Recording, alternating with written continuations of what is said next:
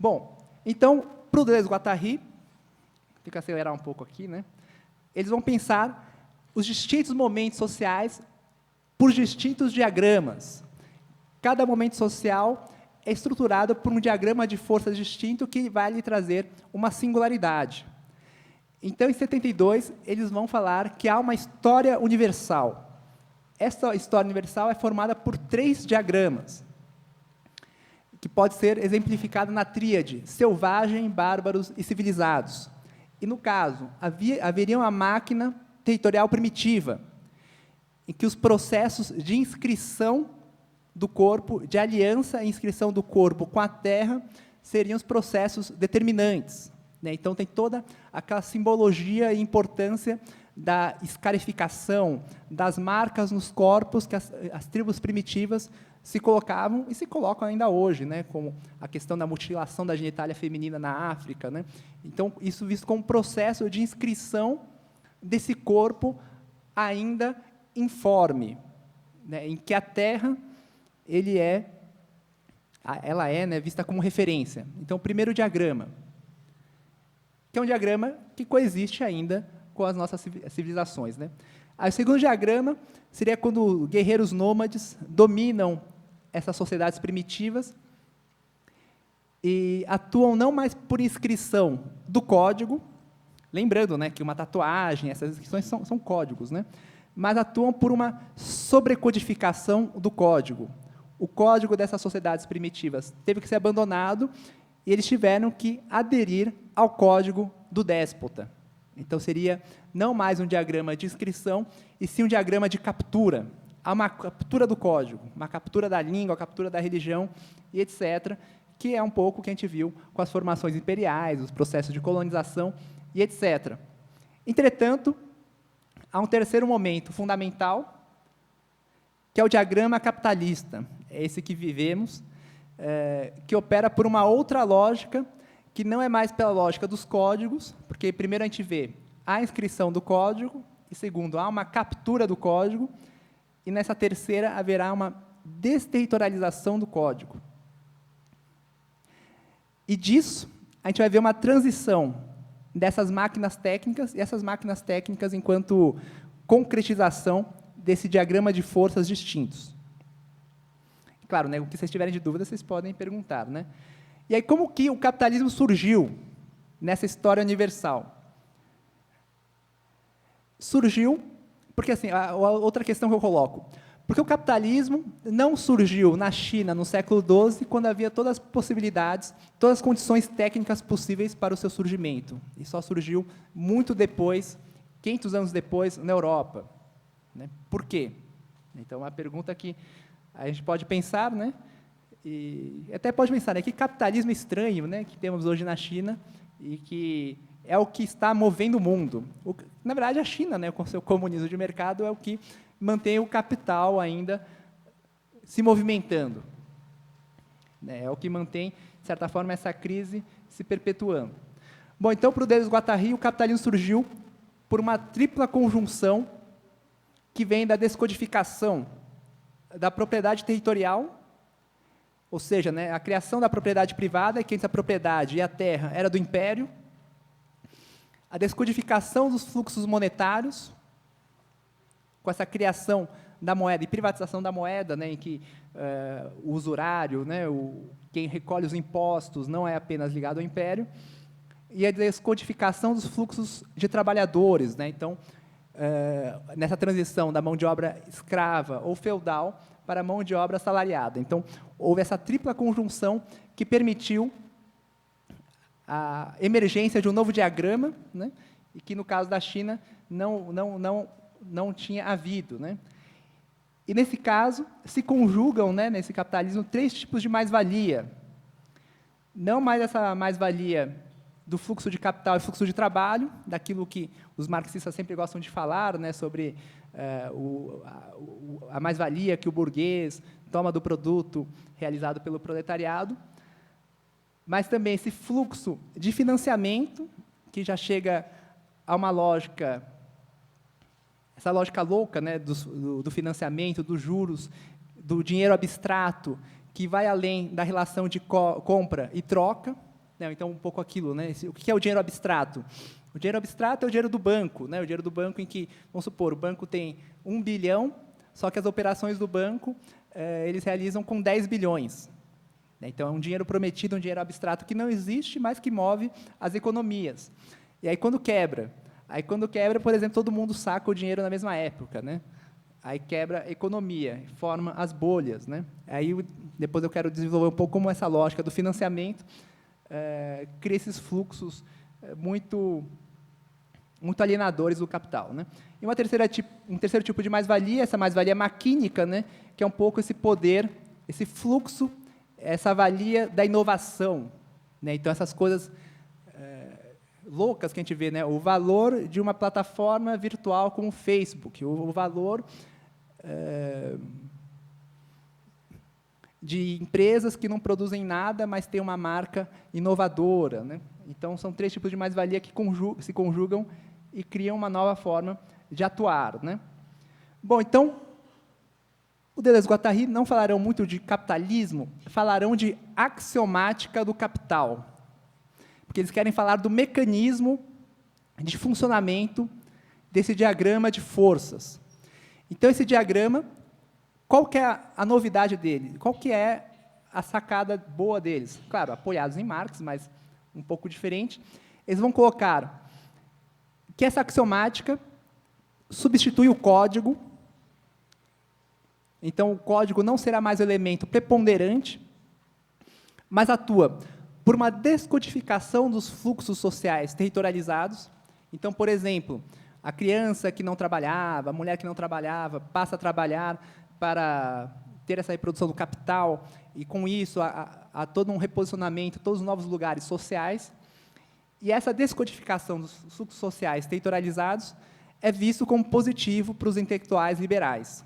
Porque eles vão falar assim, não, isso é bom, porque antes era lá o camponês que era preso à lógica feudal, agora pode trabalhar, pode ganhar dinheiro, pode ter a sua vida ali. Então, o capitalismo é emancipatório. Acho que vocês já ouviram isso, né? Sim? Não? As pessoas acreditam nisso, que o capitalismo é emancipatório. Mas, ao mesmo tempo que há essa descodificação dos fluxos sociais, você tem um segundo movimento estranho e concomitante, que é uma modulação desses fluxos sociais descodificados. Só que você tem uma modulação desses fluxos que não é uma nova formatação via código, não é uma codificação, mas sim é como se fosse um vetor, fosse uma equação, uma fórmula, por isso eles chamam de axioma, né? É um axioma que se refere muito mais a uma estratégia de ação, a um diagrama de ação, do que um novo código. Só que, como não proporciona um novo código, aí dá um pouco essa impressão de que o capitalismo traz uma liberdade. Eu sou livre para fazer o que quiser. Se eu quero trabalhar 18 horas por dia, é porque é uma escolha minha. Né? As pessoas acreditam nisso. Né? Então, olha que interessante. Você descodifica os fluxos e você não traz um código. Parece que é liberdade, mas você não traz um código, mas você traz uma axiomática. Essa axiomática é uma equação onde os termos são móveis, mas o funcionamento é o mesmo. E que funcionamento é esse? É o funcionamento do diagrama do capitalismo, que atualiza relações de hiperprodução, de competitividade, da livre iniciativa, etc., em qualquer âmbito. Isso que é legal para nós que estudamos comportamento humano. Ou seja, a axiomática do capital não atuará apenas na economia, não atuará apenas na política, atuará principalmente na produção de uma forma subjetiva, atuará principalmente no corpo, na cognição e nos afetos e no desejo desses indivíduos. Então, essa axiomática do capital, ela irá desterritorializar as ideologias e os rituais para modular os fluxos sociais, psicossociais, os fluxos desejantes, no sentido da hiperprodutividade. Então, o Deleuze afirma, né, que é como se fosse o negativo das outras formações sociais, negativo porque as formações sociais atuavam pelo código, e já o capitalismo não atua pelo código, atua por essa axiomática da produtividade. Ou seja, então, esse novo diagrama, que já não é tão novo assim, porque todos nos estruturamos aí, vai trabalhar na diferença entre essas duas configurações de forças, do código para a axiomática. Então, a gente vai sair da formatação para uma modulação. É como se o capitalismo atuasse por RPM, rotações por minuto, né? A gente é acelerado para ter uma frequência de rotação tal como a lógica do capital, né? E, nesse sentido, a gente é acelerado nessa rotação, no qual os termos são móveis, né? Então, a gente não tem um mandato explícito que temos que fazer tal coisa, tal como era na lógica disciplinar. Não temos um chefe que nos manda fazer algo, mas sim somos programados para tanto. E alguns exemplos. Não é apenas a questão de querer trabalhar feito louco para ganhar dinheiro, que todo mundo tem algum familiar assim. Mas isso ocorre em qualquer espaço.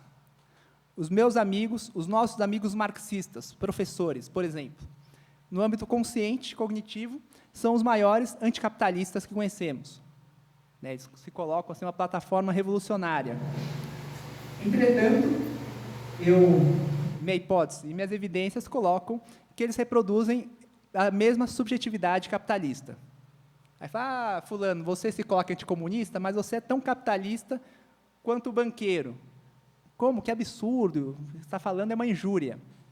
Mas aí, se a gente pega esse professor marxista, aí o que ele vai querer mostrar como capitalismo? Nada, obviamente, né? Mas ele não exibirá o seu extrato bancário, nem o tamanho da sua fazenda, mas ele irá exibir o seu outro extrato, que é aquilo conhecido como Lattes, né? Seu extrato bancário, no qual ele tem o seu tesão e o seu desejo modulado pela hiperprodução acadêmica. Então, de certa forma, ele não vai mostrar a sua fazenda, mas vai mostrar o seu latifúndio. Né? Nessa lógica capitalista, né? Se atualiza essa lógica capitalista, em que mesmo... Então, olha que interessante essa inversão, né? Mesmo com uma consciência totalmente anticapitalista, a gente vê essa atualização dessa axiomática nesse âmbito acadêmico, né? E aí eu fico provocando os meus amigos marxistas, né? Aí eles me chamam de alienado, etc., né? Mas realmente ocorre, né? No âmbito afetivo, cada dia a gente capitaliza mais as relações amorosas, entre aspas, né? Já não são mais relações amorosas, né? A pegação, né? O que é pegação, senão o capitalismo afetivo? A minha época era a época das micaretas, né? Quando era jovem. Aí, qual que era o êxito do rapaz? O êxito não era ter relações intensivas. Era beijar o quanto mais possível. Então, a gente quantificava, né? Quantificava as conquistas afetivas como se fosse uma moeda, ou a própria conquista, né? O trabalho. Então, vai lá o grupo de amigos no carnaval, que deveriam relaxar, ficam competindo para ver quem beija mais na boca. Né? Isso não seria um modo de capitalismo afetivo? Só que aí eu acho que hoje piorou. Né? Eu já sou casado há 8 anos, então não sou da geração Tinder. Mas o que eu vejo do Tinder é o capitalismo total, né? A promessa de sempre um novo produto. Né? E as pessoas, no máximo, querendo conectar com o mais possível, por mais que não saiam com elas. Né? Então, obviamente, a relação afetiva vai ser também modulada por essa axiomática do capital. Então, a gente vai ver muitas expressões disso, em lugares que a gente não imaginava. Né? Lugares que a gente não imaginava. Né? O corpo, os esportes, né? O esporte axiomático capital puro. É só a gente ver séries, filmes da década de 80 e filmes de 2000 para cá. As pessoas fortes, os heróis, né? Tirando o Schwarzenegger, né, que sempre foi muito bombado, eram pessoas assim, definidas, muscularmente. Né? Pessoas assim, podiam ser normais, que era aquele cara que fazia barra na praça. Hoje não, né? Hoje todo mundo é bombado. Todo mundo é cheio de testosterona. A gente vai para a academia, antes a gente via as pessoas magras, as pessoas com sobrepeso, tudo. Hoje a gente vê todo mundo sarado, homens e mulheres. Aí a gente conversa com as pessoas, fala, nossa, você está bem, está forte, né? E todos eles estão descontentes. Isso que é interessante. Fortíssimos. Não, estou fraco, tenho que treinar mais, tenho que seguir minha dieta do frango sem sal e batata doce. Né? Uma dieta horrorosa, né? E por que é axiomático capital? Porque é um crescimento incessante, sem fim. Todo mundo quer crescer mais. E mais, né? E todo mundo quer queimar os estoques. Né? Então, a gordura é vista como estoque inativo. A gente só quer ter ativo. E homens e mulheres, né? Não é à toa que Graciane Barbosa faz tanto sucesso por aí. Por mais que a gente ache uma aberração, tudo, muita gente acha muito bonito, né? E não tem fim. Essa é que é a ideia. Axiomático capital não tem fim.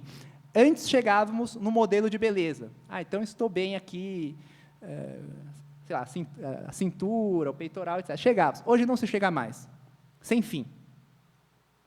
E nunca se está contente. Tanto que criaram essa doença, né? Vigorexia. Vigorexia é um distúrbio de autoimagem dessas pessoas que treinam. Claro que não, né?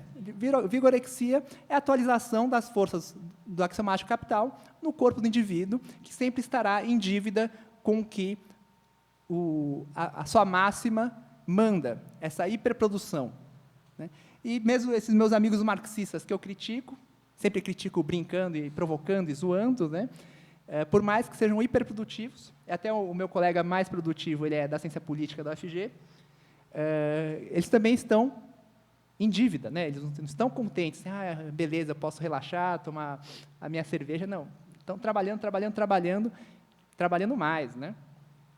E eu digo mesmo também, eu entrei numa lógica de produtividade que também opero pelo axiomático capital. Somos expressão dessas forças, né? Bom, então, essa axiomática, então, se a gente começar a pensar, né, em múltiplas atualizações da axiomática capital, veremos em muitos lugares, se fizermos esse exercício. E eu, né, o que eu atualizo dessa lógica e que me faz mal? A gente vai encontrar muita coisa, sem sombra de dúvida. Né? Então, ela não normaliza nem captura, amplifica e multiplica. Então, a gente vai ter um manejo do desejo, que o desejo da lógica disciplinar, a gente disciplinava o desejo. Eu vou disciplinar que o desejo seja bloqueado em determinado canal e vou incitar que ele possa apenas ir, sei lá, o canal da heterossexualidade. Nesse caso, o capitalismo não bloqueia o desejo. O capitalismo, ele incita essa produtividade do desejo. Só que incita uma produtividade que leva a um esvaziamento. Né?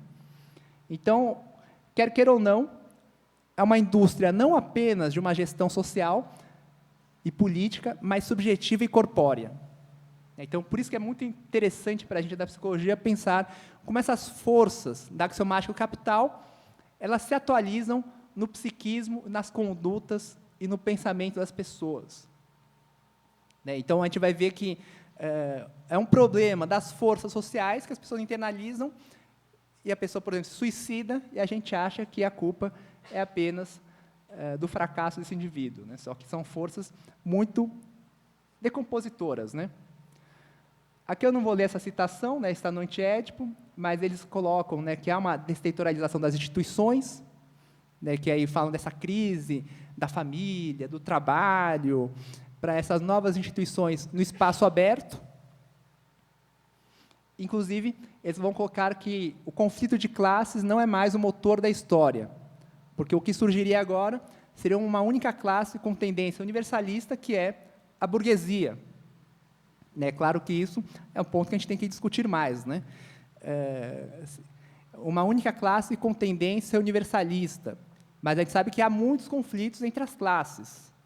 Mas é difícil hoje a gente conseguir definir duas classes. Né? Hoje a gente define múltiplas classes, e talvez nem mais por classe social, mas sim por agrupamentos identitários coletivos. Né? A pauta das mulheres, a pauta racial, a pauta de diversidade sexual. Né? Mas, assim, nessa questão do conflito entre as classes, né, eles acabam colocando que já não há mais, né? É como se o proletariado internalizasse e vivesse essa mesma lógica da burguesia. Até uma citação bem nietzschiana aqui no meio, né? Não há mais nem mesmo senhor, apenas agora escravos comandam escravos. Não há mais necessidade de carregar o animal do exterior, ele mesmo se carrega. Isso é a pura atualização dessa axiomática do capital, né? Então, o que ocorre? Esse diagrama capitalista vai proporcionar um novo modo de gestão muito mais eficaz que as disciplinas. Aí, quem se lembra do Foucault vai pensar na lógica disciplinar, na lógica institucional, que era importante encerrar os corpos dentro de um espaço físico, seja no manicômio, seja na prisão, seja na escola, né? Ou seja, a questão do trabalho, da indústria. E a axiomática capital proporcionará esse governo da vida no espaço aberto. Então, haverá uma desterritorialização das instituições, haverá uma desterritorialização, inclusive, dos Estados-nação, né, onde o Guattari, já na década de 60, falará que há a constituição de um capitalismo mundial integrado. Então, na década de 60, né, muito antes do tema da globalização entrar, o Guattari já afirma, né, sobre essa produção de um CMI, que, uns 30 e poucos anos depois, né, o Tony Negri e o Michael Hart vão rebatizar o capitalismo mundial integrado de império, né, um pouco nessa rede transnacional, que é a forma paradigmática de gestão da vida. Eu vou passar rápido aqui, só para citar um pouco como essa axiomática do capital é a estratégia de gestão da vida que está desterritorializando, inclusive, né, os Estados. E aí é interessante pensar esse processo de desterritorialização via axiomática do capital e por que os nacionalismos ressurgem com força hoje. Porque vocês estão vendo, né? Eu estou falando da desterritorialização, mas hoje surgem os nacionalismos. Por quê? Aí, à tarde, a gente discute mais. Então, isso aqui é só um esquema, né? Todos esses esquemas e figuras estão no livro, nesse livro aqui. Um pouco articulando assim, essa conexão da axiomática capital com o Estado, né? E como isso vai nortear a gestão da vida. E, obviamente, né? Por mais que os empresários liberais, né, falem do enxugamento do Estado, isso é uma falácia, né, porque o neoliberalismo necessita muito desse aparato de captura para conseguir se perpetuar. Né? Então, não há capitalismo sem Estado. Há, sim, um Estado capitalista, obviamente, né, que vai se reconfigurando, vai se metamorfoseando, mas, de forma alguma, ele será abolido. Né? E a grande prova que o Estado nunca será abolido foi a crise de 2008. Né? Porque, quando a crise quebrou as empresas pediram para que o Estado pagasse a conta. E o Estado pagou a conta. Ou seja, os trabalhadores pagaram a conta. E o mercado tem a compreensão dessa necessidade do Estado, no qual o mercado tenta espoliar o Estado, mas, em época de crise, é o Estado que vai bancá-lo. Por isso que o Estado não irá acabar tão cedo, né? Por mais que a gente veja uma descodificação ali. O que está acabando do Estado é o que eles entendem como gastos. Né? Então, a saúde é um gasto, a educação é um gasto, que é algo que a gente tem que lutar contra. Né? E, obviamente, aqui nesse esquema, né, os saberes e tecnologias psi estão atreladas a essa axiomática do capital, e, obviamente, essa intensificação do neoliberalismo mudou o próprio escopo de ação da psicologia. Então, se a psicologia antes tinha como finalidade adaptar e normalizar, os testes de inteligência, tudo a gente queria adaptar e normalizar. Hoje, a psicologia, ainda não tanto a brasileira, ela não quer mais adaptar e normalizar, mas quer sofisticar e fazer o sujeito produzir mais. Né? Seja via medicalização da vida, e a medicalização da vida não é apenas a questão de dar o remédio, mas uma concepção de como as questões devem ser tratadas, né? Mas hoje a a psicologia, a neuropsicologia está pensando como que eu posso otimizar a inteligência e os afetos das pessoas, que, obviamente, é uma expressão da axiomática capital. Não me importa normalizar, mas como fazer as pessoas, na sua loucura, produzir mais e mais, né? E é muito engraçado, né, como as pessoas têm essa gestão dos afetos nas empresas. As pessoas têm que ser felizes nas empresas, sorrir nas empresas, né? Algo assim mais contraditório impossível, né? Relações de rivalidade, hostilidade, um ambiente ruim, aí criam-se gincanas, brincadeirinhas, onde as pessoas têm que fingir alegria, né? Obviamente pensando nessa produção, né? Esse esquema aqui, essa tabela, né, só um pouco norteando, né, essa transição de diagramas. A disciplina, né, do qual Foucault trabalhou bastante, poderia ser o primeiro momento do capitalismo, ou a transição do capitalismo. E o diagrama de controle é o segundo, já norteado pela axiomática capital.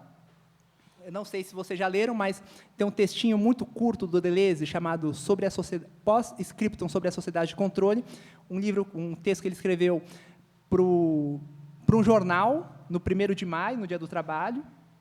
Por isso que o texto tem umas 7, 8 páginas, é bem curto, que ele fala sobre o surgimento de sociedades, de um novo diagrama, no qual a gestão da vida se dá no espaço aberto.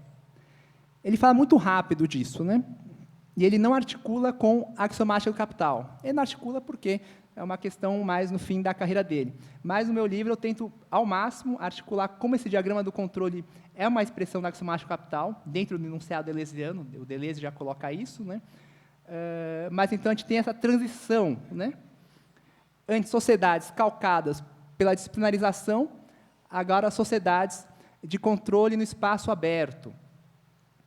Instituições disciplinares com os muros delimitados, agora as instituições são imateriais.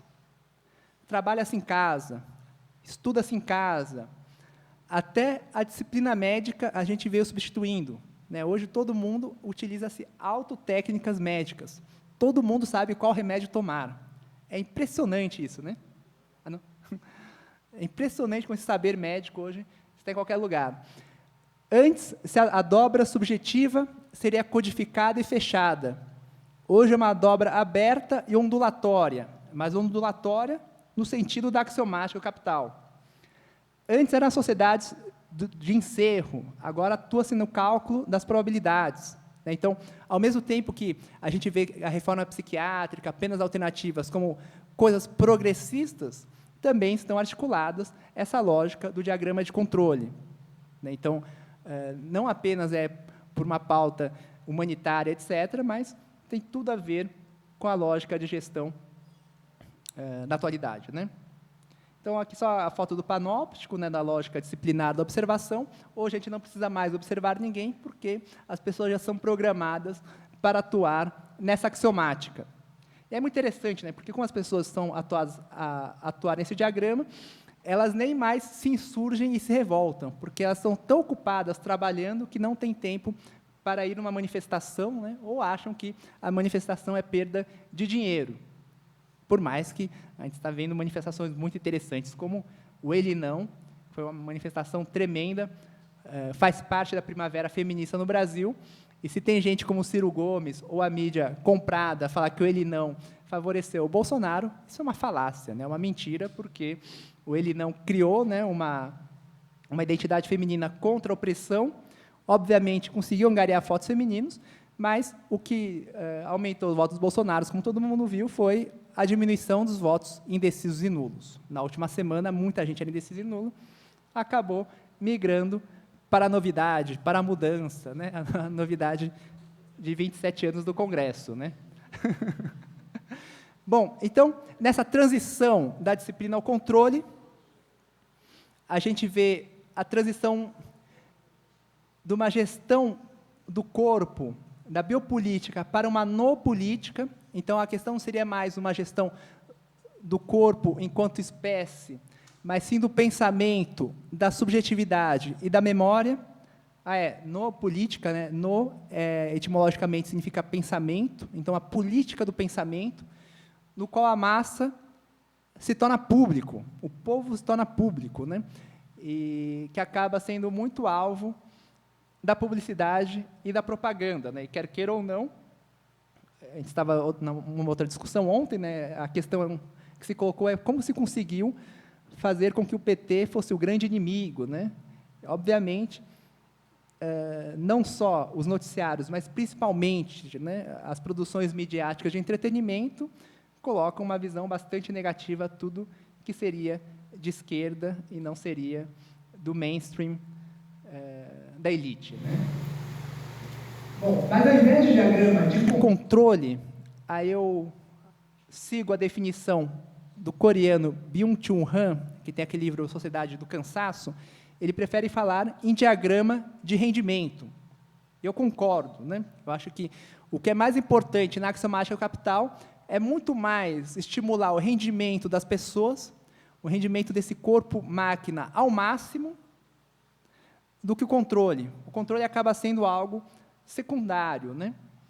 Então, esse diagrama de rendimento será uma máquina de produção, de simbolização de todos os processos. Então, tudo vai ter que ser feito nessa lógica do rendimento.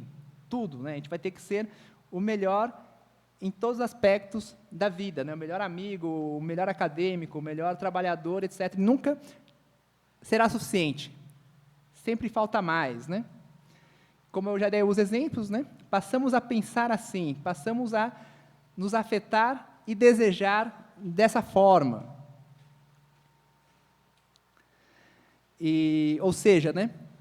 A grande jogada do capitalismo foi criar não só um modelo econômico, mas um modelo subjetivo, uma forma de ser. Com essa promessa, né, de desenvolvimento e felicidade. Trabalhem que vocês enriquecerão e serão felizes.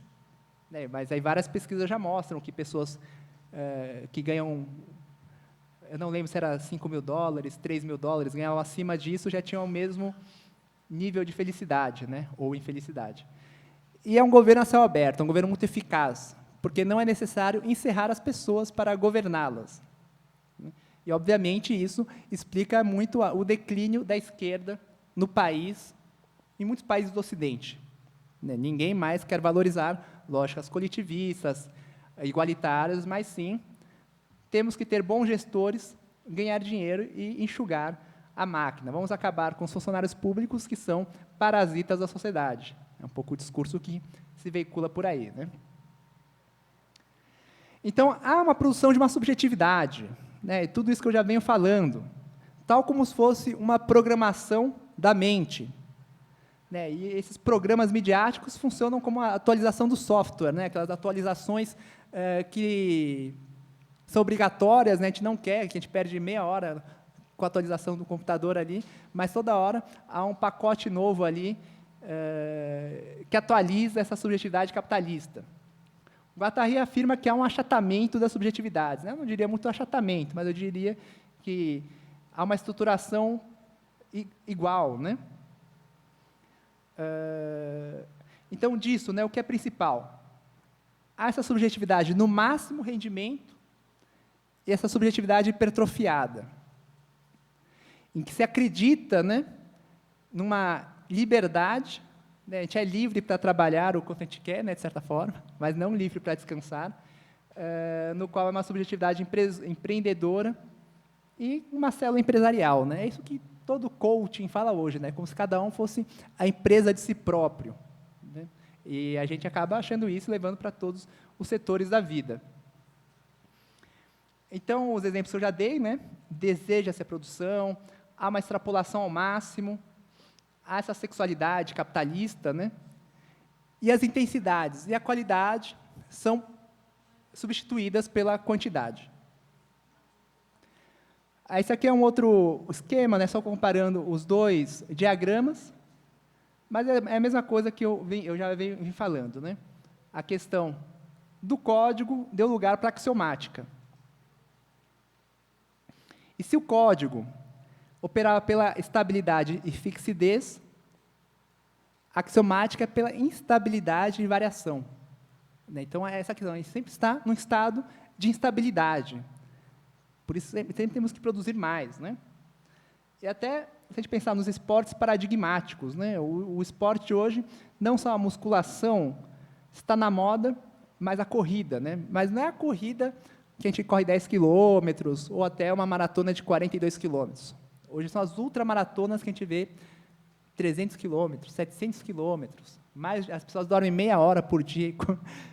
Assim, é uma extrapolação ao máximo em que não se tem final, não se acaba nada nunca, né?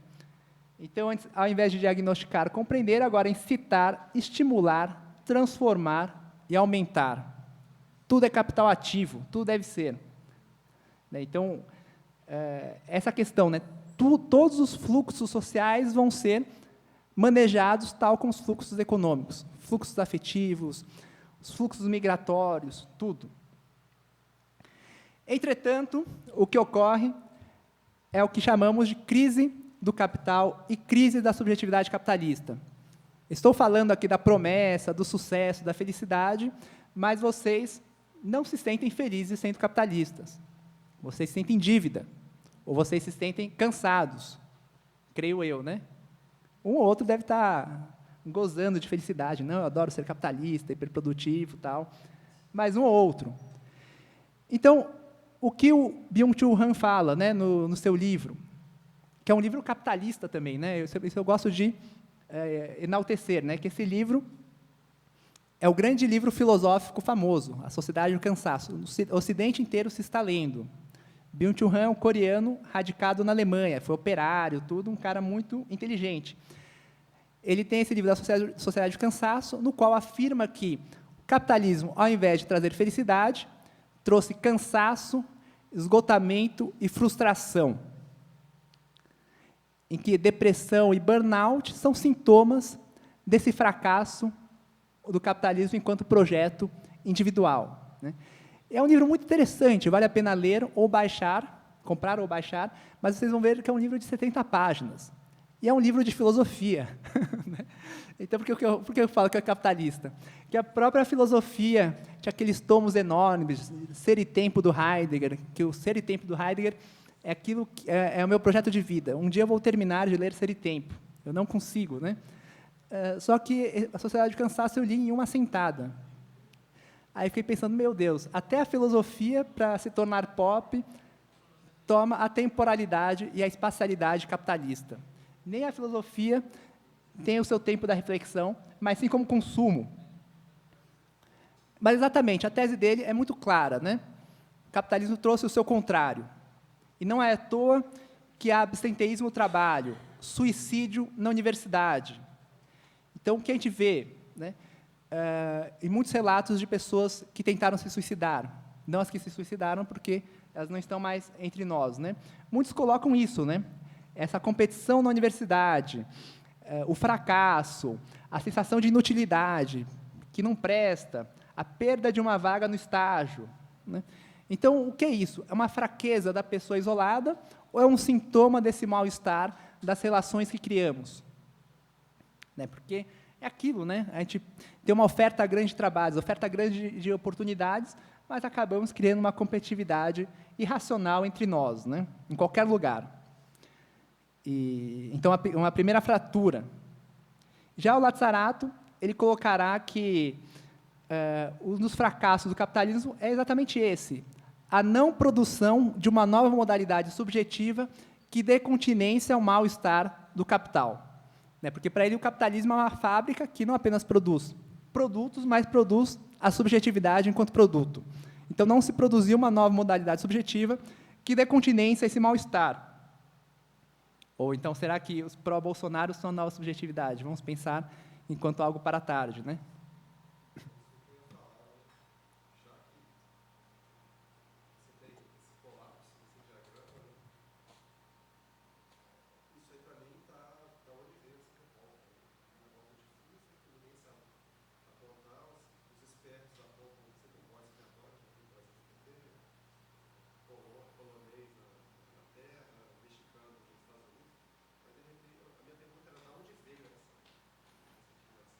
A pergunta dele é muito boa, porque é isso.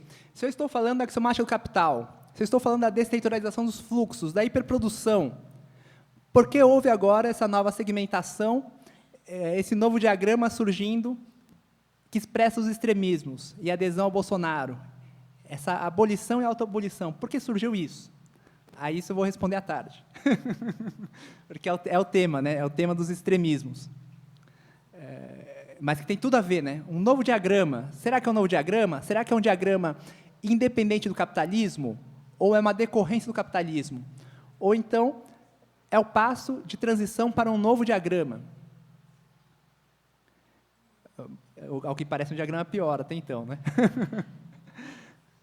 Bom, então o Lazzarato ele colocará que não é a questão do cansaço, o principal, mas a condição da dívida, né? Então, a condição da dívida seria o fundamento ontológico da atualidade. Todo sujeito se sente endividado nessa crise do capital. Então, a dívida seria algo constituinte do capital, né? Então, acho que todo mundo se sente em dívida com alguma coisa, né? Eu queria ser uma melhor mãe do meu filho, queria produzir mais artigos, queria trabalhar mais, queria estar mais animado, né? É uma coisa que a gente coloca, né? Queria estar mais animado para trabalhar, mas agora só pensa em tomar uma cerveja, né? Então, a gente se culpabiliza, sexta-tarde, de tomar uma cerveja, enquanto não, eu tenho que trabalhar, né? Então, uma dívida infinita, não só a dívida com financiamento do apartamento. Vocês sabem que a dívida do financiamento é um dos maiores golpes que existem, né? Os economistas mostram claramente, se a gente aplica na poupança e aluga um apartamento, a gente consegue comprar um apartamento mais rápido do que financiando. Só que a gente continua financiando porque tem esse laço da captura pelo sonho da propriedade, né? E o sonho da propriedade é isso, né? O sonho de ser burgueses, não tem como, né? Somos uma subjetividade capitalista. Então, essa dívida infinita que leva a uma autoculpabilização. Eu me sinto em dívida, a culpa é minha. Se eu não produzo tantos artigos, a culpa é minha. Se eu não consigo fazer esporte quando eu volto do meu trabalho de 12 horas, a culpa é minha, né? Então, o que é interessante no enunciado do Lazzarato é como não houve a produção de uma nova subjetividade. Então, a crise do capital não é uma crise apenas econômica, não é apenas o mercado que está quebrando, ou o mercado que atua pela crise, obviamente, mas é o esgotamento do modelo subjetivo, né? E, obviamente, esse esgotamento do modelo subjetivo está dando margem à emergência dos neofascismos, né?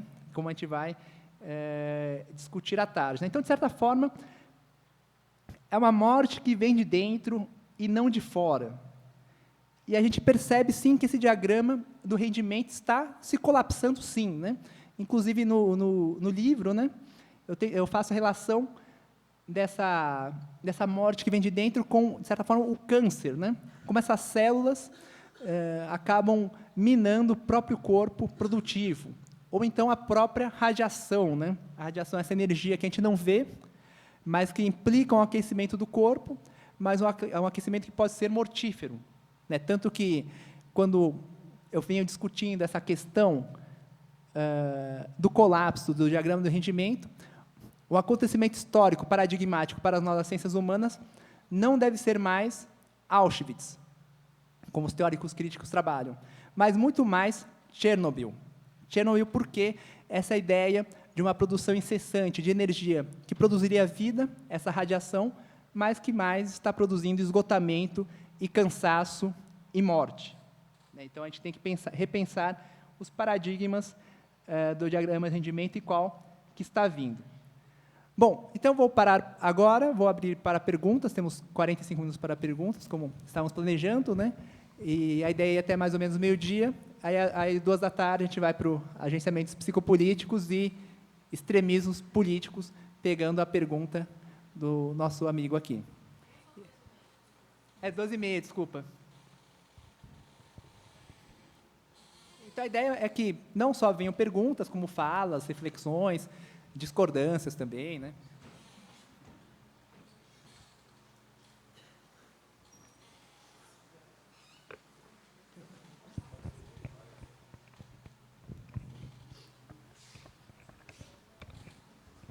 Acho que todo mundo podia se apresentar antes, né? Falar, sou fulano de tal lugar. Ah, sim. Meu nome é Tiago, eu sou de Relações Internacionais aqui do Instituto. E eu acho muito interessante a análise Foucaultiana sobre o fenômeno da militarização nas sociedades, do controle das populações, e daí, no caso brasileiro, eu acho isso ainda mais interessante. Agora, de uma perspectiva deleuziana, como que seria possível entender esse fenômeno da militarização e, principalmente, o fenômeno brasileiro do uso de forças armadas para controle urbano, para controle de corpos em condições urbanas, se isso se relaciona com essa axiomática do capital, ou se ainda é uma sociedade do controle? Faz um bloco, né, de perguntas. Acho que é melhor, né? Um bloco de 3 perguntas, se tiver, né, obviamente.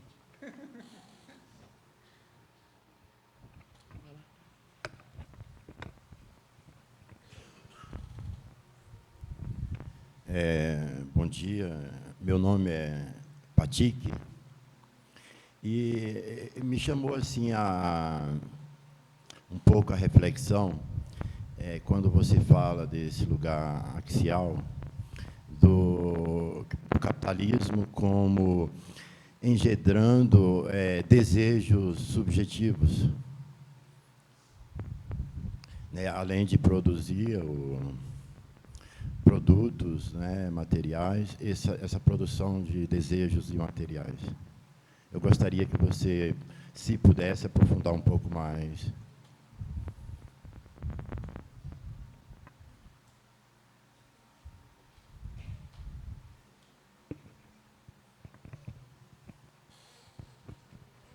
Mais alguém? A gente podia fazer um bloco de 3, né? Aí, para discutir.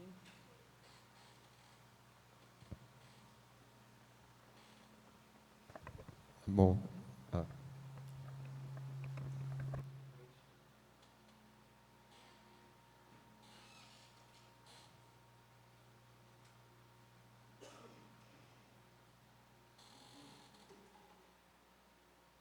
Bom dia, Domênico.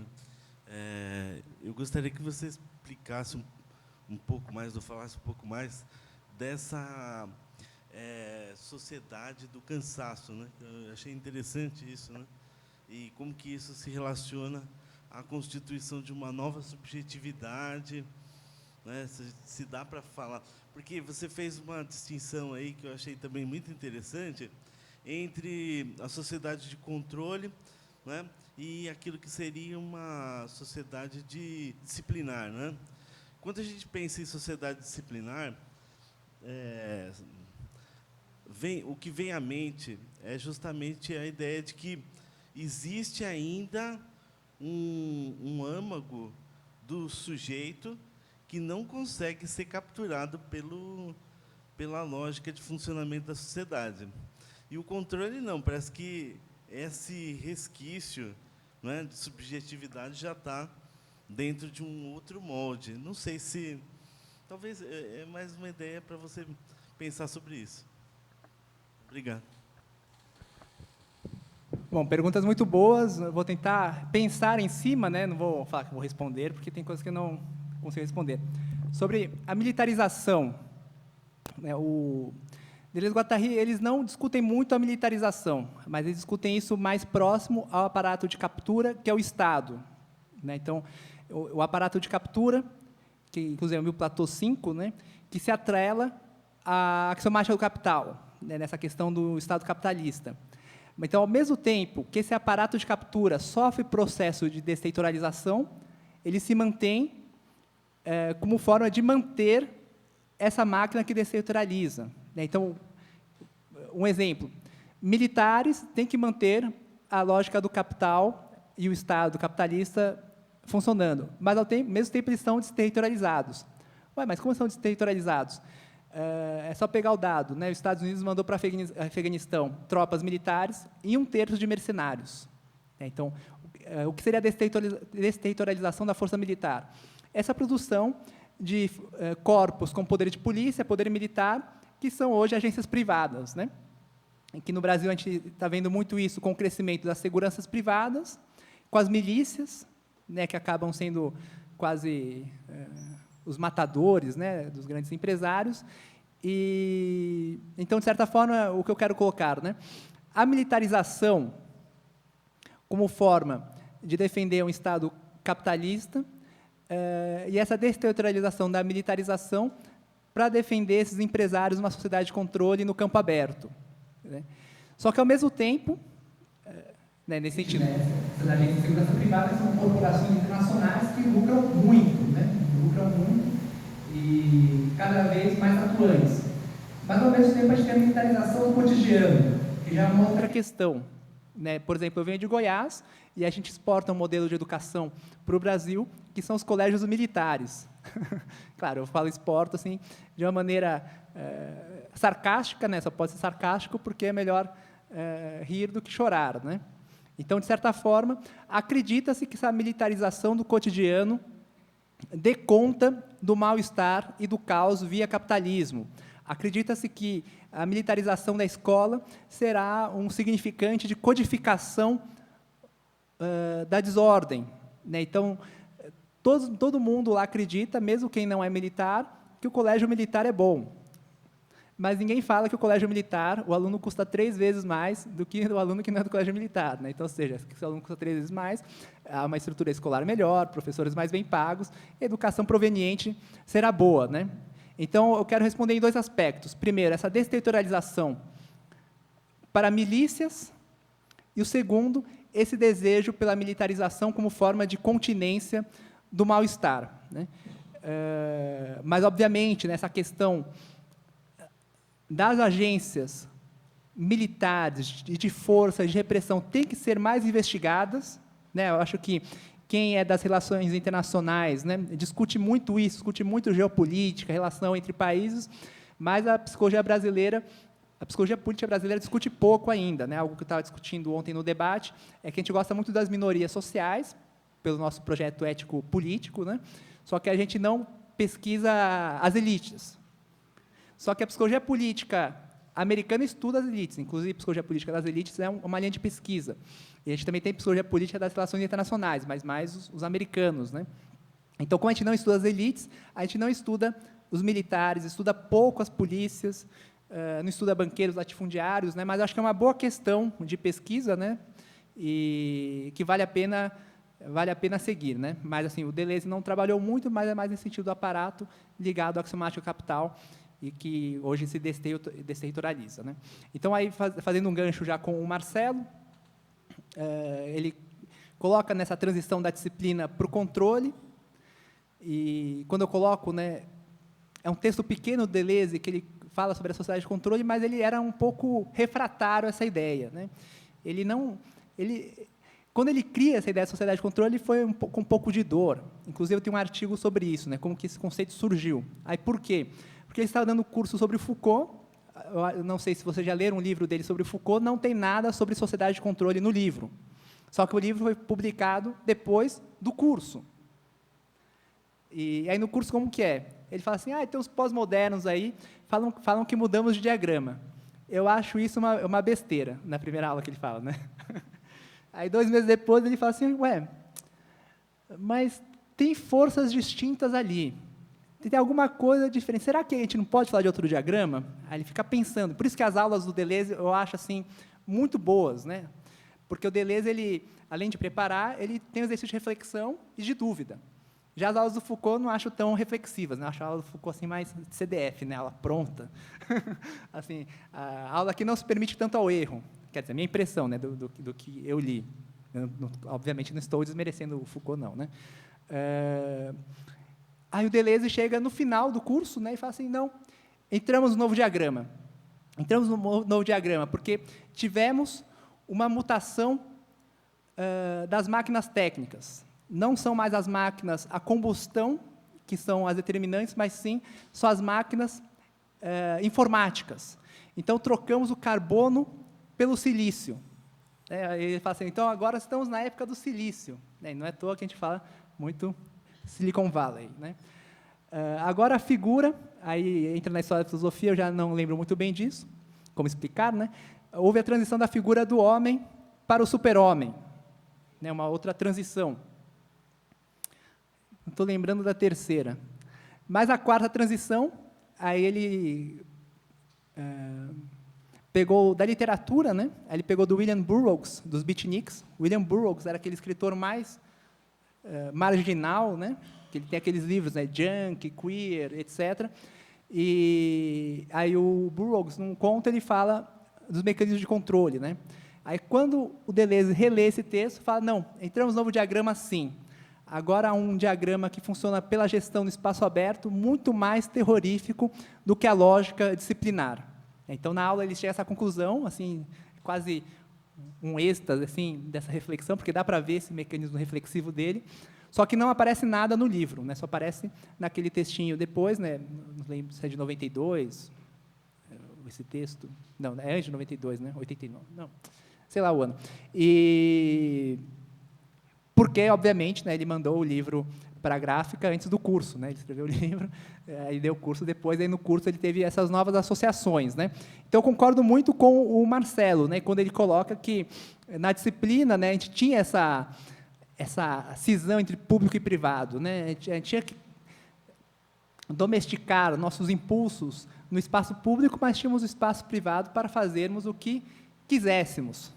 Tipo, Tóquio em Decadência, o filme Tóquio em Decadência, não sei se vocês viram, é um pouco, eles extrapolam isso, né? Como o espaço privado é o espaço da loucura, né? Eles fazem as maiores devassidões ali, numa sociedade hiper adaptada, né? Hiper civilizada. Só que aí na sociedade de controle é isso, né? É como se acabasse a distinção público e privado. Né? Hoje, a exposição que a gente vê no Instagram, no YouTube, nos blogs, vlogs, etc., todo mundo tem um prazer e uma satisfação em expor ao máximo a sua vida privada, se expor nuas. As pessoas se expõem nuas hoje, né? Não é mais aquela coisa do nude para o namorado, mas as pessoas só não se expõem mais nuas no Facebook e no Instagram porque o aplicativo censura, né? E é uma coisa assim muito... essa coisa, assim, alunas se exporem nuas no stories, né, no Instagram, que dura 24 horas, né? Alunas se exporem nuas, fiquei pensando, meu Deus, né? O que está acontecendo no mundo que eu não entendo? Mas é muito isso, é a erradicação entre esse liame, entre público e privado, né? A gente tem que ter essa alta exposição na sociedade de controle, nesse campo aberto, né? Então, é um pouco nesse sentido. Se antes a gente era objeto do olhar, do panóptico, agora a gente tenta criar regimes de visibilidade a qualquer custo, né? Regimes de visibilidade, seja a forma possível. Eu vejo alguns colegas professores, né, que também entraram na vida de youtuber, né? Aí fico pensando, meu Deus, né? Que paciência, né? Além de dar aula, trabalhar e vai lá, ficar gravando os vídeos, tudo. Alguns são vídeos famosos, as pessoas assistem, mas outros são um fracasso, né? Tem 200 visualizações. Então, um pouco isso, né? Essa gestão no espaço aberto, tentamos criar regimes de visibilidade, de expressão, em que a norma, né, é um pouco isso, a exposição máxima, né? A exposição máxima, e sempre pensando nessa hipertrofia. Talvez, assim, não há mais privado, porque estamos cansados de tanto trabalhar, cansados de tanto nos expor, né? E nessa vida de uma espetacularização em que qualquer um, né, qualquer pessoa que faz uma viagem, faz poses nas fotos que há 20 anos atrás não fazíamos, né? Então, é muito interessante essa mudança nas condutas.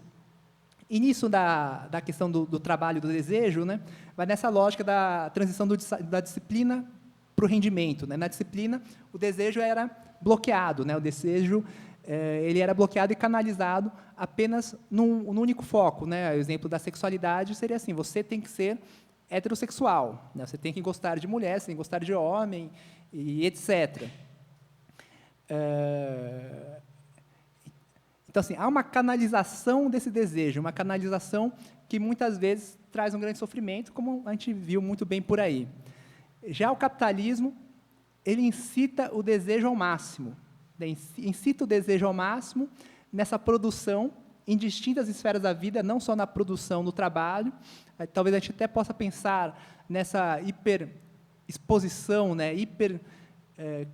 Criação de visibilidade como uma expressão dessa axiomática do capital também, em que o desejo é posto a trabalhar, porque o caso é que desejamos a produção, né? Desejamos não, acho que a gente nem deseja mais tanto o consumo. É claro que deseja-se o consumo, mas antes a gente desejava muito mais o consumo, a minha impressão. Né? Hoje a gente deseja muito mais ser parte dessa peça da máquina e acelerando mais e mais e mais, em qualquer coisa. Né? Uma aceleração incessante. Por isso que é eficaz, porque o desejo não é mais bloqueado, o desejo é incitado, incita-se. Né?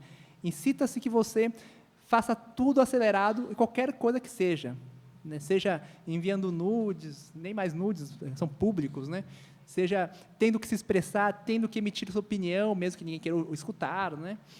E muitas vezes num esvaziamento, né? Porque é um desejo, é um acting out, né? Um acting out desse desejo que leva, muitas vezes, ao empobrecimento da experiência intensiva desse indivíduo.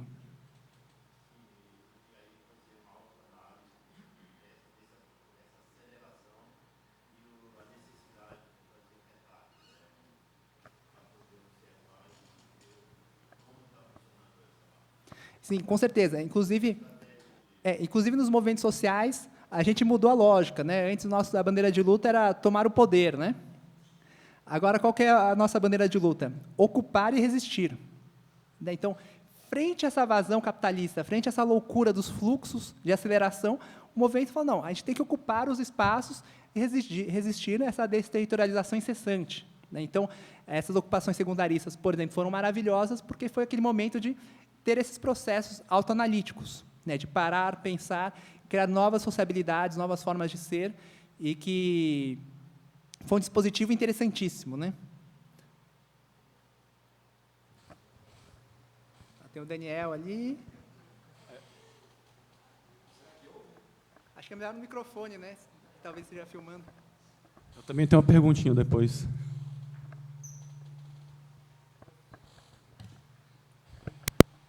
Bom dia a todos e todas. Meu nome é Daniel.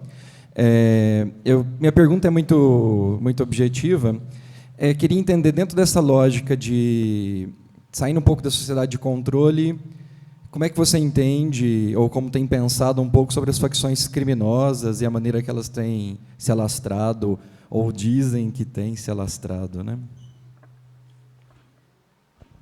Domênico, meu nome é Augusto Charan, sou doutor em Educação, sou pesquisador da FE, da Faculdade de Educação aqui, sou estudioso da perspectiva histórico-cultural do Vygotsky, de cunho marxista e espinosista. E como um estudioso da filosofia de Spinoza, a minha pergunta é assim, em que medida a compreensão das axiomáticas capitalistas podem favorecer a produção de afetos alegres?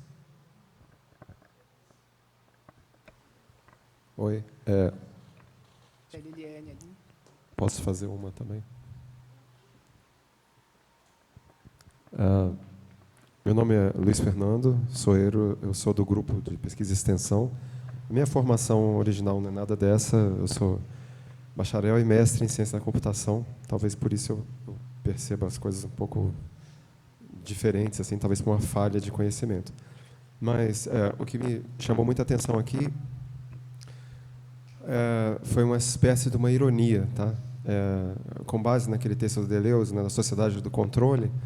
Para mim, o ápice da sociedade do controle seria o que está acontecendo agora com essas redes sociais, essas tecnologias novas, né, onde essas empresas virtuais controlam, sabem mais sobre você do que você mesmo, o que você faz, numa corrida armamentista, né, acelerada para extrair o máximo possível de informações sobre você para poder converter isso de alguma forma em dinheiro, em venda, em marketing, alguma coisa assim. Eu considerava isso o ápice da sociedade de controle, que é você, o tempo inteiro, alguém sabe tudo sobre você, pode ser usado de qualquer forma. Onde você vai, com quem você está, a velocidade, o local, o que você gosta, o que você não gosta, etc. Só que a ironia disso aí é que agora está me parecendo que, mesmo sem ser essa a intenção, né, isso causa uma aceleração justamente desse axioma do capital. Quer dizer, quando você tem uma rede social, um Facebook, um Instagram, que força a pessoa a ficar postando cada vez mais alguma coisa mais interessante do que a outra postou, né, gera essa corrida, ela gera também nas pessoas, no sujeito, essa dívida infinita, porque nunca você vai conseguir agradar mais os seus amigos do que os seus outros amigos, né? Você vê que quando você entra numa rede social, todas as pessoas são sempre mais felizes, fazendo coisas mais interessantes que você. Isso gera um ciclo sem fim, né? E esse ciclo sem fim, para mim, isso aqui que eu acho que é a ironia. Ele é uma espécie de um catalisador para um próximo diagrama, né? Quer dizer, uma hora que isso aí acelera a sua depressão, o burnout, o esgotamento, porque você tem que ficar gerando vídeos o tempo inteiro. Se você for um youtuber, tem que postar na sua conta, etc. Esse mecanismo foi com tanta... como se o próprio fluxo do capital, né, fosse com tanta ganância a gerar mais do mesmo, isso acelerou o burnout, a depressão e provavelmente está catalisando o que será o próximo diagrama, né? Quer dizer, na hora que você sair do diagrama do rendimento, o que vai ser no lugar disso, né? Seria, assim, saindo da sociedade do controle, essa parte tecnológica como um catalisador para desmoronar, para ajudar a se colapsar, entendeu? Eu vou tentar responder essas 3 perguntas rápidas para não esquecer, que deve ter a Liliane, a Arige, e aí a gente abriu outro bloco, né? Então não vou me alongar muito para dar tempo. Bom, começar aqui, o Luiz Fernando, né? Inclusive, ele já me lembrou da pergunta que o Argos tinha feito, né? Da esquizofrenização dos fluxos. Então, assim, ele faz uma constatação muito acertada, né? Então, há uma aceleração desse fluxo que pode levar a um cataclisma e sei lá o que vai acontecer. Então, uma questão ao Deleuze-Guattari era assim, tá, qual que é o projeto de vocês contra o capitalismo? Aí eles falavam isso, a esquizofrenização dos fluxos, acelerar os fluxos ao máximo a ponto da axiomática, bum. Entretanto, essa coisa está acelerando e um dos efeitos são os extremismos. Um dos efeitos são os neofascismos. Então, a questão que a gente tem que pensar é que tipo de prática nós, né, pensadores, profissionais liberais, né, podemos criar, né, que tipo de experimentos para que a gente consiga reverter a curva, para que isso não degringole nos extremismos, e sim uma cultura da convivência, uma cultura mais nômade, alegre, né, alegre no sentido de potencialização, e não essa autoabolição que estamos vivendo. Mas aí a gente não sabe ainda se já estamos no cume, né? Talvez essa aceleração vá mais longe. E o que você falou é extremamente acertado, né? Essa questão de como todas essas agências de informação, Google, etc., sabem muito mais de nós, a tal ponto que não precisamos mais ser presos e nem ficarmos encerrados dentro dos muros. Um amigo meu, um calouro meu, ele é professor da Unifesp, em São Paulo, ele é muito bom em estatística, aí ele foi dar uma assessoria para o Mastercard. Aí ele ficou conversando com os caras lá, e aí explicando como, pelo tipo de consumo, como a gente usa o cartão de crédito, a gente consegue ser manipulado para consumir mais determinados tipos de produtos. Aí, com análise de comportamento, tudo, aí fiquei assim, mas dá mesmo? Vou dar. Aí comecei a criticar ele, não, mas por que você fez isso, né? Isso é dar ouro para o bandido, tal. Aí ele respondeu claramente, não, se não fosse eu, seria outro. E foi divertido, tal, ponto, né? Então, assim, o que a gente sabe, né, dos dados que tem da gente já são aterradores. Imagina o que eles sabem mais ainda, né? O próprio Google Maps, né? O Google Maps, mesmo se a gente deixar desligado o celular, ele monitora a nossa movimentação de forma muito clara, né? Bom, o Daniel perguntou sobre as organizações criminosas. Eu vou aqui para o Charan, né?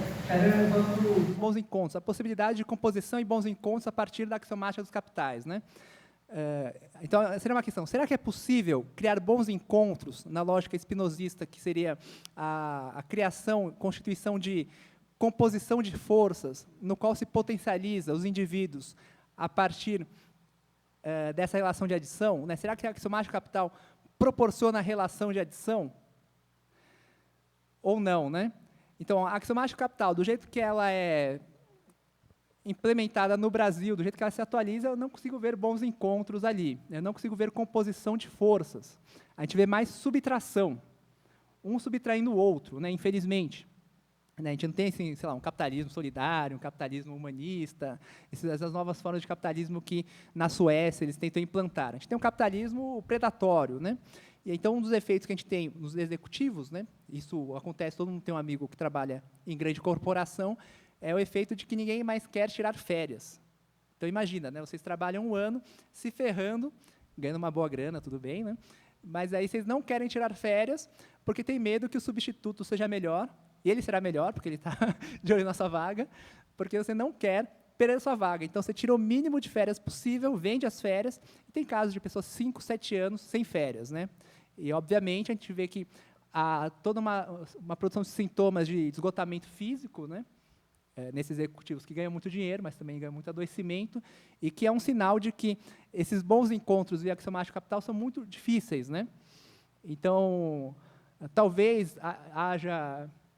claro, né, isso a gente teria que investigar melhor, né, uma psicologia política das elites, né, grau de satisfação e felicidade entre executivos super bem-sucedidos. Né, creio eu que, se a gente fizesse entrevistas profundas, eles não seriam mais felizes que nós, professores universitários. Né? Eu acho que o professor universitário é o profissional mais tranquilo do mundo, mais feliz, né? Minto, a gente não é feliz, não. Quer dizer, eu me sinto feliz. Né? Eu gosto muito de fazer o que eu faço, etc., mas meus colegas também estão adoecendo na dívida, nos maus encontros, etc. Né? Então, a princípio, esses bons encontros, na perspectiva espinosista, não haveria, né? Mas esses bons encontros, né? O que se tenta fazer é os bons encontros a fórceps. Né? Essas gincanas, dinâmicas, essa lógica do sorrir, né? Aí por isso que a autoajuda está sendo muito demandada, ou os filósofos para as empresas, né? Então, o Mário Sérgio Cortella é um filósofo que tem uma boa produção, mas ele se rendeu ao dinheiro, à mídia, né? Então, toda hora ele está dando palestras de ter coragem, enovar, empreender, e todo o discurso capitalista ali, que é isso, né? Substitui o bom encontro pelo princípio da axiomática capital, né? Inovar, empreender, ter coragem, ter força, ter vontade, né? Mas tem que ver, né, nas metamorfoses do capitalismo, tem que ver o capitalismo sueco, como é que está, né? Mas obviamente, a sociedade europeia é mais igualitária, mas tenho minhas dúvidas, né? Bom, sobre as organizações criminosas, né? Será que é uma ruptura, né? Uma ruptura do capital? Será que traz um novo enunciado, é uma linha de fuga? Ou não, né? A gente pode pensar que sim. Mas, por outro lado, eu tinha uma orientanda de mestrado que estava trabalhando com prisão, né? E aí um arguidor dela, um colega meu, né, o Thiago Cassoli, que é Foucaultiano, ele trabalha muito com a questão do riso, né? O riso como expressão do capitalismo, essa obrigação de ser feliz, a obrigação de rir, né?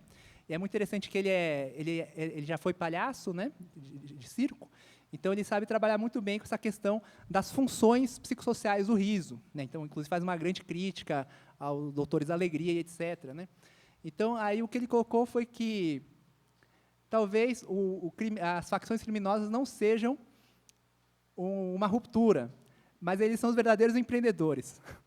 São verdadeiros empreendedores neoliberais que antecipam lógicas do mercado entrando nessas infrações. Com o próprio capitalista sempre tem que ser infrator do Estado. Então, é uma questão para a gente pensar, né? Será que essas facções criminosas não atualizam a axiomática do capital tão bem quanto os empresários? Ou não, né? Então, é mais para colocar essa questão, né? Que é um problema, no sentido, um problema de investigação, né? Um problema que tem que ser pensado melhor, se eles atualizam o neoliberalismo, antecipam o neoliberalismo ou criam um outro regime além. Né? Mas é claro que eles criam, sei lá, né? Um neoliberalismo de Italião, talvez, né? Que é uma coisa muito interessante. Aí eu estava eu sou de São Paulo, né? Aí, quando eu fui para Portugal, eu não senti identidade com os portugueses. Né? Eu falei, mas foram quem nos colonizou, né? Aí, quando eu fui para a Itália, eu senti, né? Falei, nossa, isso aqui é São Paulo, né? Os italianos, o caos, né? Mas mais para o sul. Aí, lá eles têm a máfia, né? Tem a Cosa Nostra, aí tem uma outra lá de Nápoles, que eu esqueci o nome. É muito interessante, né? Aí, eu estava lendo assim, que eles tentaram criar, né, tipo um PCC das máfias, mas os italianos sulistas são tão independentistas, tão autônomos, né, que eles preferiam manter os pequenos grupos se matando entre si do que criar, né, esse órgão central, tipo um PCC. Né. Fiquei pensando, nossa, será que isso expressa o quê? Né? O pensamento autogestionário italiano, né, que criou nossos sindicatos no Brasil, ou uma antecipação do neoliberalismo, né, desses pequenos grupos gerindo ali os seus dividendos, né? Mas é uma questão interessante. Bom, acho que eu respondi os três, né? A Arija e a Liliane queriam falar, não sei, acho que a gente pode fazer o último bloco agora de manhã, né? E aí depois a gente retoma à tarde. Meu nome é Liliane, sou psicóloga, estudo aqui na UNB também no IP, né, na psicologia, mestrado.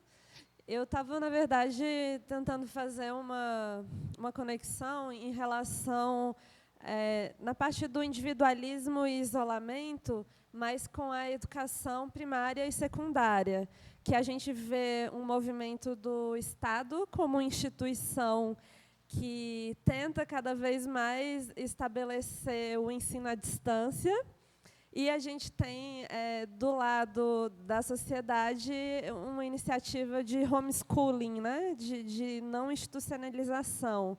E aí eu fiquei pensando como que a gente poderia pensar isso dentro dessa lógica da subjetividade capitalista, dentro dessa captura aí.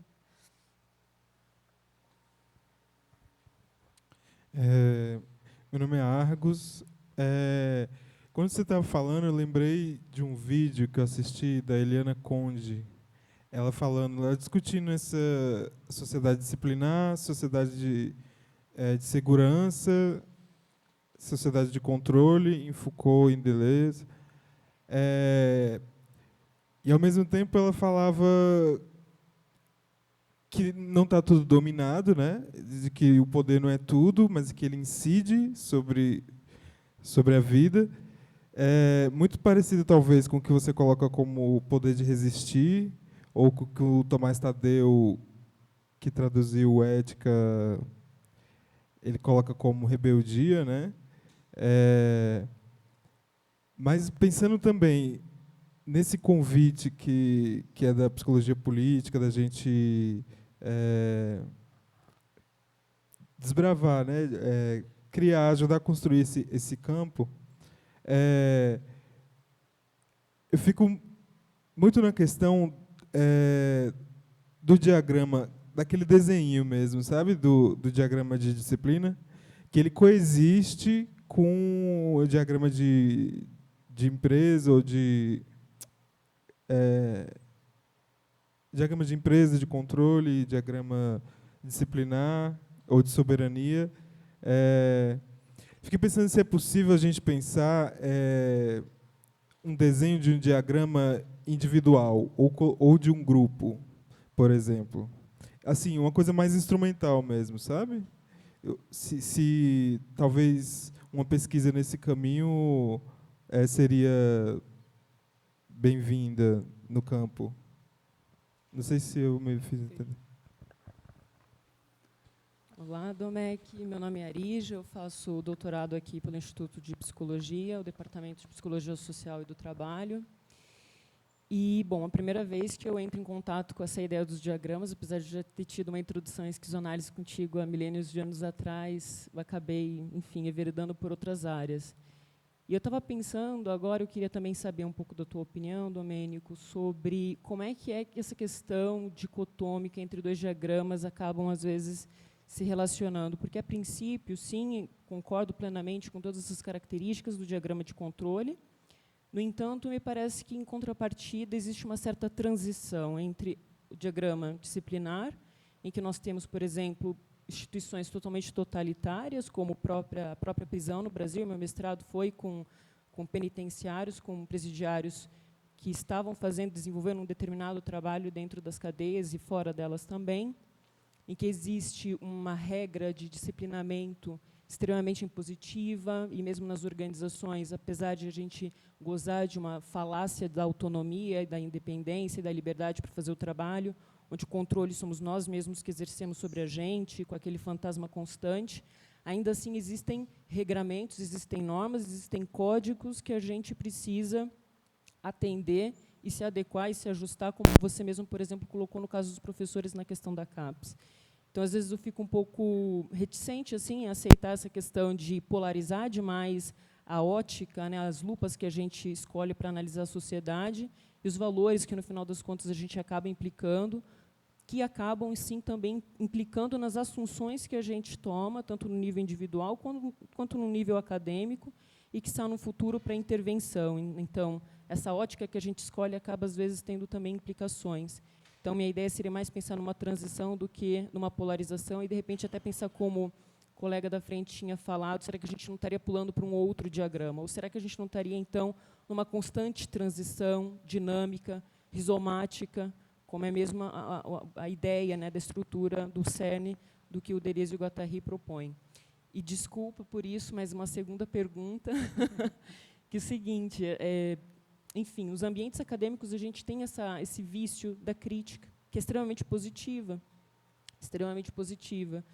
Então, por um lado, a gente escuta a crítica do capitalismo, que é muito presente, pelo menos, nos ambientes acadêmicos de universidades públicas, e, por outro lado, eu escutei alguns comentários seus fazendo algumas críticas ao marxismo, etc. e tal. Apesar dessa discussão estar um pouco até vencida, eu queria saber de ti se você tem algum tipo de ideia ou de, não sei, algum tipo de alternativa, ou não alternativa completa, mas assim, ideias, sugestões, do que seria possível que a gente organizasse em termos sociais, um coletivo maior ou num coletivo menor, para que a gente possa fugir um pouco dessas amarras extremamente deletérias e, de repente, ter uma forma de existência mais emancipatória, mais verdadeira, mais plural, e que invista mais no indivíduo dentro da sua singularidade concreta e real, do que nessa massificação e nessa vestimenta de desejos múltiplos que, no final das contas, são todos vazios.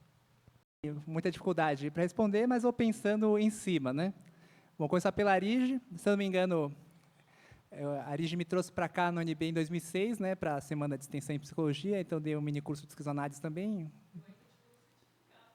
Ah, você me deve ainda, né? E aí já faz muito tempo que eu não a vejo, né? Só que aí... Bom, múltiplos diagramas existentes. Os diagramas são coexistentes. Por mais que o diagrama de rendimento, na minha perspectiva, tenha mais determinância para os processos, os outros diagramas continuam. Então, você está muito correta no que você colocou. O diagrama disciplinar, o diagrama de captura, né, o pessoal que trabalha com os deputados, né, vê ali é o diagrama da soberania, do déspota, né, vários políticos que se encaram como pequeno rei ali. Deleuze e Guattari, no Antiédipo, pensam em 3 diagramas, né, selvagens, bárbaros e civilizados, que eu apresentei. Só que o Deleuze, no fim da vida, ele fala uma hora assim, nos cursos, né, que nada de história universal. São muitos diagramas, né, desde o diagrama da cidade grega a sei lá quais. Ele começa a pensar em vários, né? Então, sim, são diagramas coexistentes, regimes de forças coexistentes. E se a gente pensar prisão no Brasil, que a gente tem um pouco aquela discussão na Europa, né? As prisões hoje têm um sistema mais de diagrama de controle, ou mais disciplinada. Prisão no Brasil, a questão é se é o diagrama da captura, da soberania ainda. É da punição, de evisceração do corpo, como o Foucault coloca no começo, vigiar e punir, né? Expor a punição na praça pública como uma forma espetacular de tratamento, né? E é aquilo que a gente mostra, as masmorras da prisão brasileira, né? Acho que remete muito mais a essa lógica até do que uma lógica disciplinar, né? Então, esses mecanismos estarão coexistentes, né? E aí cada grupo pode ter uma prevalência de um diagrama mesmo, tal como o Argus questionou. A gente pode pensar esquemas diagramáticos, propor, porque é aquilo, né? Quem utilizou primeiro essa palavra diagrama, utilizou primeiro não, mas que utilizou nessa tradição teórica foi Foucault. Mas quem se esbaldou com o termo foi o Deleuze. Mas aí pode se utilizar muito mais ainda. Eu não sei por que a gente não utiliza tanto no Brasil, a gente utiliza mais cartografia, né? Mas eu acho a ideia de diagrama muito potente para pensar os processos. Mas a gente vê vários diagramas pululando como forma de lidar com o capitalismo. Então, por exemplo, o diagrama da aliança, o diagrama de inscrição do selvagem. Né, se a gente notar, quem gosta de futebol, eu não gosto, né? Mas eu vendo a Copa, década de 90, jogador de futebol com poucas tatuagens. As Copas atuais, todo mundo totalmente tatuado, né? Dos pés à cabeça. Aí a questão que a gente se coloca é, será que função psíquica cumpre a hiperinscrição de tatuagens na atualidade. Será que essa hiperinscrição de tatuagens tem a ver com uma função de inscrição frente ao caos do neoliberalismo? Será que é uma forma de prover significado, tal como as sociedades primitivas? Quem sabe, né? É uma questão. Ou então a gente vê que pessoas adotam como saída a esse caos do capital uma vida mais frugal, a defesa do meio ambiente, que tem que ser defendido, mas tal como sociedades pastorais antigas, né? Então, de certa forma, uma saída à loucura do capital é essa comunhão com a terra, que é retomar esse primeiro diagrama da história universal, né? Então, esses diagramas eles estão concomitantes. É muito interessante, né? Eu estou com um orientando de mestrado que está trabalhando com psicologia jurídica, as políticas da psicologia jurídica. Aí, umas 2 semanas, eu fiz um grupo com todos os psicólogos jurídicos de Goiás, do Estado, né? Todos os funcionários públicos. E aí eu estava com uma discussão muito Foucaultiana, né? Esses caras vão estar... o direito soberano, tal, eles vão estar domesticando a vida. Só que aí, quando eles começaram a falar do mal-estar, eles remeteram muito mais ao mal-estar da produtividade incessante do capital do que o poder soberano do Estado. Aí eu falei, nossa, né, então tem uma coisa diferente aqui do que eu estou vendo. Só que esse poder do capital, ele não suprimiu o poder soberano, de forma alguma, porque na hora da punição, colocavam assim, se vocês não fazem 5 processos por semana, vocês podem sofrer tal processo e decorrentes punições. Então, além da questão empregatícia do capital, também tinha a punição do poder soberano do Estado, ou seja, é um duplo diagrama que aumenta muito mais o sofrimento desse profissional ali. Então, a gente tem essas transições ali, e a questão é, qual o novo diagrama que está surgindo? E o que esses neoconservadorismos, essa violência, essa barbárie que vem, nos está dizendo? O que isso nos diz, né? É isso que a gente tem que se questionar. Mas é o que a gente vai trabalhar à tarde. Aí, da Liliane, né, eu acho que... Então, a gente tem esse duplo modelo, né? Esse homeschooling, esse homework, tudo tem que ser feito em casa, mas, ao mesmo tempo, a gente tem essa lógica de escolas integrais, o dia inteiro, etc., né? Que os pais querem se livrar das crianças em casa, ou não tem tempo. Então, isso se remete a 2 demandas distintas, né? A demanda do Estado em economizar dinheiro e a demanda das famílias de se livrar do filho, né? Mas, então, a questão é, será que se remete a 2 diagramas, a 2 demandas? Como que isso se conecta, né? Creio eu que essa questão das escolas integrais não vai ter, por mais que seja uma demanda forte, muitas políticas querem instalar, estou achando que não vai ter muito futuro, né? A questão da educação à distância, trabalho à distância, está aumentando muito, e acho que é meio que uma coisa sem volta, na verdade, né? Mas, assim, uma questão em aberto também, eu acho que a gente tem que se questionar, né? Acho que todas as questões, eu só quis pensar em cima, mas são questões que a gente tem que problematizá-las, né? Criar com um território problemático para continuar com essas linhas de investigação, né? Bom, 12:00 em ponto, a gente vai paralisar, interromper agora, voltaremos 12:30. Aí, quem quiser adquirir esse livro, pode comprar diretamente comigo, né? O preço de capa é R$ 54,00, eu vendo com desconto com 35, que é o preço do autor, né? Então é isso, muito obrigado pela atenção, espero não ter amolado vocês, né? Um bom almoço, bom descanso, e 12:30 estamos de volta. Oi? Pessoal. Isso, acho que vai ser no YouTube, sim, né? Vamos disponibilizar na nossa página na Facebook. Sim. Sim, gente, muito obrigada. Obrigada, professor. Voltamos às 14h30. Lembrando a todos que atualizem na lista de presença seus e-mails para receberem os certificados. Tá ali na saída.